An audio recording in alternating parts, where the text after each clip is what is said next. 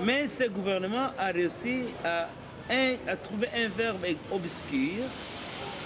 Ils ont fait une rétrocession. Je croyais que le verbe n'existait pas et rétrocéder, certainement existait. C'est-à-dire qu'ils voulaient que l'argent récolté à la source monte d'abord à Kinshasa et puis Kinshasa va renvoyer comme si Kinshasa allait revoir si les billets sont faux ou vrais. En fin de compte, vous savez que nous n'avons pas dit les pourcentages que les gens s'attendaient. Même chose avec l'administration de la base. Ils ont nommé tous les chefs de collectivité. Ils ont contrôlé tous les gouverneurs. Et ceci, c'est contre notre Constitution. Alors, tellement qu'ils ont eu l'appétit de tout faire, ce n'est qu'à la fin, quand on arrive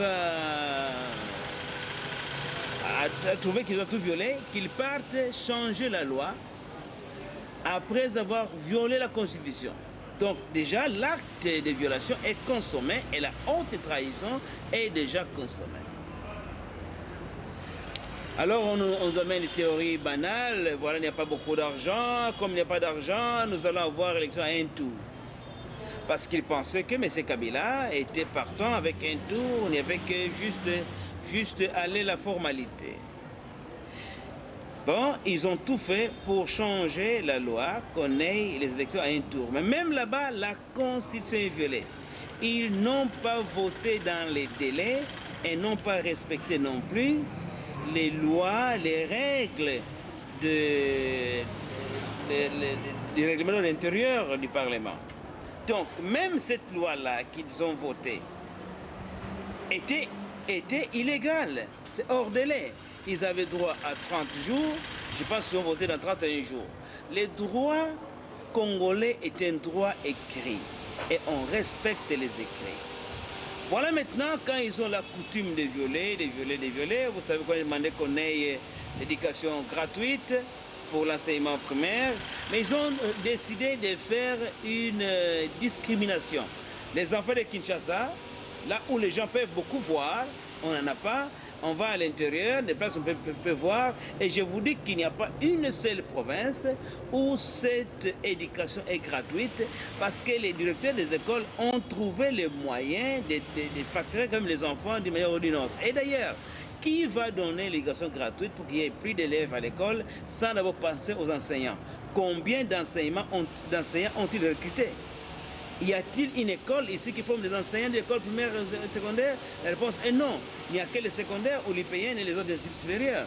Donc vous voyez les gens qui disent une chose son contraire.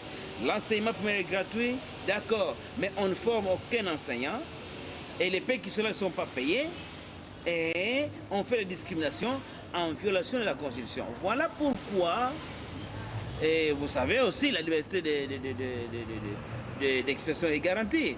Et RLTV, que j'ai sali en passant, a été victime d'une destruction méchante.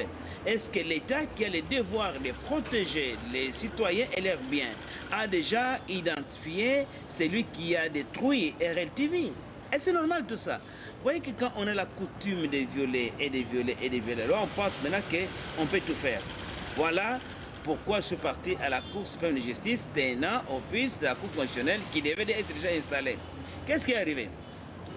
Dans des manœuvres tellement dangereuses qu'on veut empêcher d'avoir des élections locales, ils ont déjà biaisé la procédure en allant à l'article 148 de la loi électorale pour donner aux députés provinciaux 18 ans.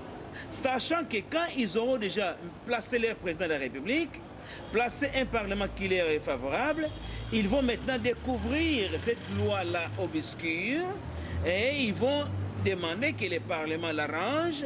Et vous savez, nous n'aurons jamais l'administration à la base parce qu'ils ne veulent pas décentraliser. Le vrai problème, pourquoi je suis à la Cour suprême de justice, c'est qu'ils ne peuvent pas avoir une loi qui viole manifestement la Constitution et